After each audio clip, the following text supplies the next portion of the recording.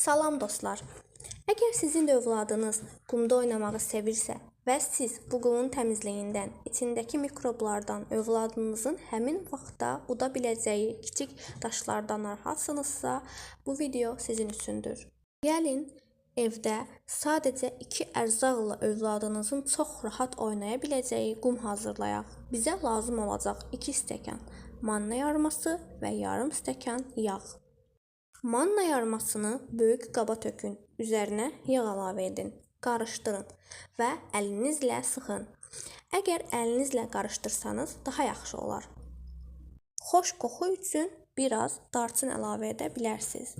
Bu qum övladınız üçün çox faydalıdır. Həm toxunma hissini inkişaf elətdirir, uşaq onu formalaşdıraraq sıxma qabiliyyətini, gücünü, bacarığını artırır. Uşaq təsadüfən ağzını alsa belə zərərli deyil. 1 yaşdan yuxarı uşaqlar üçün daha uyğundur. Saxlama qabına töküb soyuducuda 2 həftəyə kimi saxlamaq olar. Daha çox məlumat üçün abunə olun.